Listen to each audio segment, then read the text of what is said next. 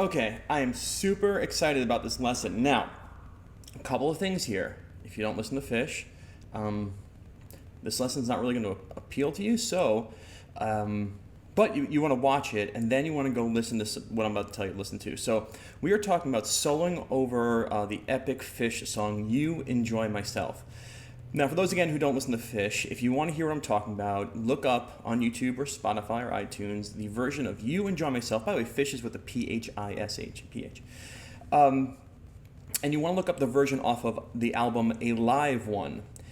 And you want to skip about halfway through the track and listen to the jam at the end. Or you can listen to the whole thing, but realize one thing when they're jamming, which is they are totally making it up. All right, so if you listen to the drummer, the keyboard player, the bass player, and the guitar player, and realize that they are standing in front of 50,000 people with no fear of making it sound that epic, and that should impress you, and that's what this is about, because when I heard it for the first time, so many years ago, my jaw dropped. So I've been working my entire life to understand what was going on. Now, this is going to be a simple germ of an idea, which we will conquer as the lessons go on. But we're going to talk about what's happening in the song You Enjoy Myself, or at the jam section of it.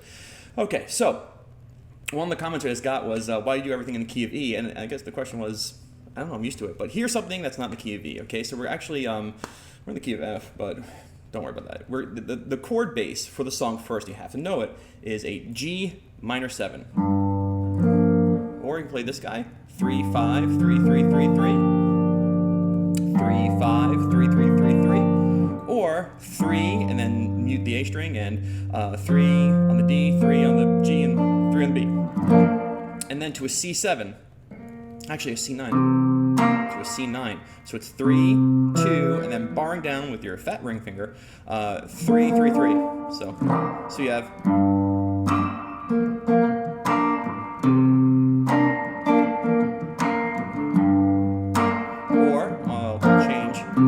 This is the chord progression. Here's my other G minor 7. Over and over again, all right? Easy chord progression to understand. So now, I'm going to teach us two different ways, and whichever one you want to. It depends on where you are as a guitar player, which is fine, because everyone's somewhere. So for the easier method, we're just going to use a G minor pentatonic. Okay, so it's a form 1. 3, 6, 3, 5, 3, 5.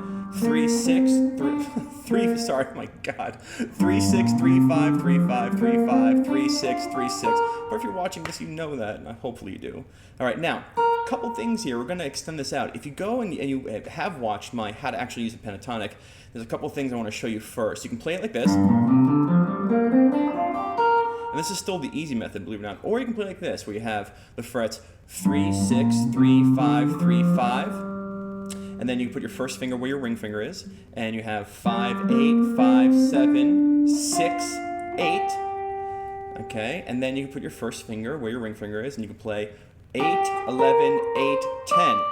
So this is a linear pentatonic that I teach, and I call it the Never Lost Pentatonic. And if you want to pause it and just get it, or if you want to watch the video and work at it, you can. But the main part is that last part was 8, 11, 8, 10. And we're going to use that little chunk in a little bit. So that's the one you really want to get. The stuff in the middle you don't need to. We're going to stay in the form 1 pentatonic. That's the easy one. Okay, if you want to learn the hard one, it's really in a G Dorian mode.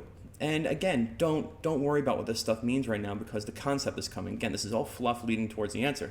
So a G Dorian scale, this is, if you're up for it and you want to do it, great. It's going to be 3, 5, 6, 3, 5, 4, 5, 7, 4, 5, 7, 3, 5, 6, 3, 5, 6. That's the only thing I want you to know. You can choose the pentatonic or you can choose the Dorian scale. Really, you're not missing much right now, and depending on how I feel, I'll go in and out. But the concepts still apply, which is the chord progression, G, boom, bop, boom, bop, bop. So in the scale, we have a G, and we have a G, and we have a G. 3rd fret E, 5th fret D, and 3rd fret E. Then it goes to a C. So we have a C here. This is in the scale. There's your C. Okay, C, and then C. 3rd fret of the A string and 5th fret of the G string.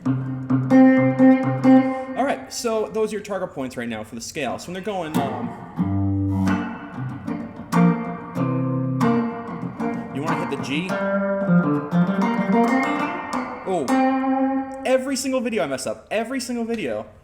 Oh my gosh, one video. Okay, when I have the one video that I don't mess up, I'm just gonna stop doing YouTube. Jesus. Here we go. So you have the G here, C here, or G here and C here. So when they're jamming, again, I'm just gonna play the pentatonic for now. The goal is on that chord change, and if you guys have been to Sean Daniels' channel, you remember the airplane conversation. When you're soloing, you're flying, but you gotta check in, you gotta land, boom, and then take back off, okay? Don't make it a hairy landing, just a nice land. You wanna touch the ground, give the audience something to hold on to, all right? So if I'm playing G, to C9, or G7, G minor 7, and I was soloing on this, I would hit the G, solo, to the C, to the G, to the C. Now you might have seen some fancy work, and we'll talk about that later, but it's a concept. So wherever you are, this concept is going to make it work for you. All right, so now, concept number 1 so far is G minor 7 to C9, and you have this pentatonic scale or Dorian scale. Both these notes are in it. You have G's and you have C's. Okay. Oh, the other G, by the way, is up here. So you can go G to a C. Now, right now, what we're doing is we're just binding with the music. We're emulsifying with the music at the moments of the chord changes, which is the key to playing an awesome guitar, and especially if you want to play the song live in concert. But if you do, you have to learn that hairy beginning, which is hairy. But my friend Scott, you can play really well. He's the man. Scott's the man. All right, so anyway, that's part 1. All right, now we're going to combine another lesson on my YouTube channel about the power of the fifths. So I'm going to bring you back up to that 8th fret, okay, of the B string, and we have that little piece of the pentatonic.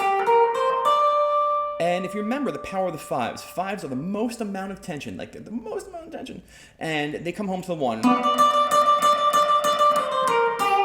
Also, if you watched my other video about what you need to learn or how to learn guitar, everything comes from the blues. And I did a video on this, and here is Trey Does applying like the fundamentals of how music work from over 100 years ago in a song that just kicks butt. All right, so what happens is he's soloing,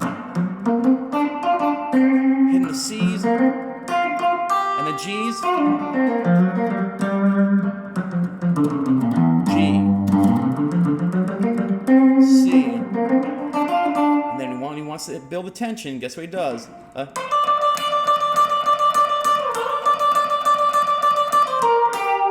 Now, that was a very overextended 5 chord, really overextended. So before we get jamming, let's go over the parts. And there's one thing I missed, and I know I'm like rambling, but I'm very excited. Number 1, know your chords. Number 2, you gotta know what scale to use, and we'll have much discussions of that. Number 3, hit the chord tone in the scale when the chords change. Number 4, going back to one of my lessons again on YouTube, there's no place like home. There, you can absolutely hit the G. You can absolutely hit the G on top of the C.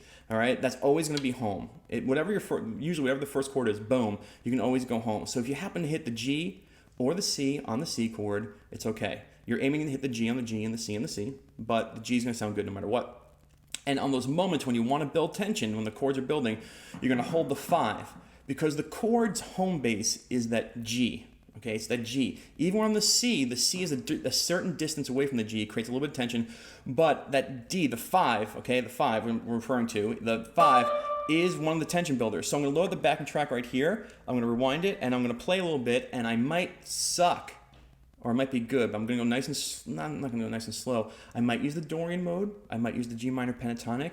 Again, both the notes we're looking for in there, so you take your time. Take your sweet, sweet time. Here we go. So here's a chord progression. Tasty. To the C. G minor 7. To the C. G. C. G. C. G. G.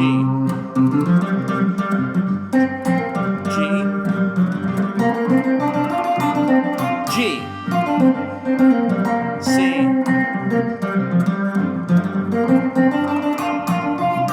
there's the G, C,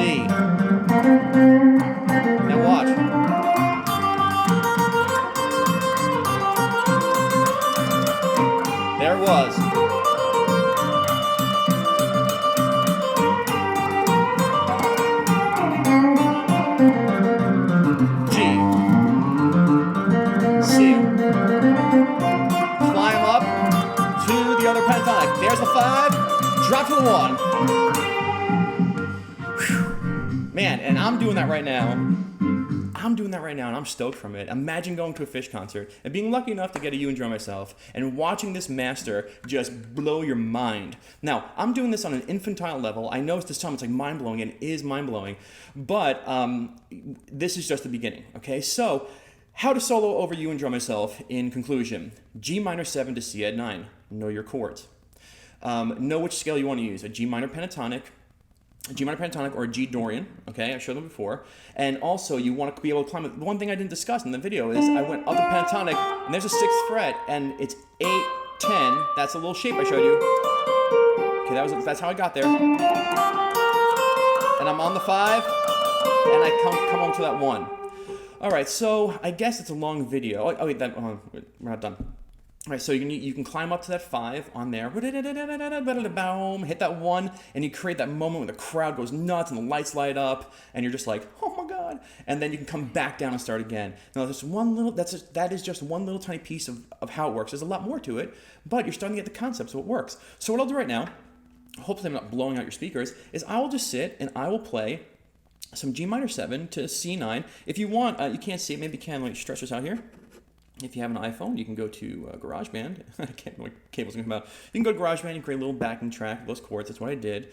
There is a backing track online you can find, but the one thing I want to mention is if you're playing this live with a band, some of the tension comes from the players playing with each other. You know, and I'm going to stop talking, but like, you know, if the drummer's just doing a straight up beat like this, it's kind of boring. But if you listen to John Fishman, like, he'll listen to where Trey is and he'll follow the drums. It's intense and everything. So they are masterful what they did. So here's a little backing track. I'll shout it out to you. I'll do it for about a minute. If you have any questions, let me know. This is just where it starts. I hope you have a lot of fun. Subscribe, share. All right, just share this because I know it. I want you to know it. Here we go. 1, 2, starting. Here we go. G, C, G, C, G, C, G, C, G,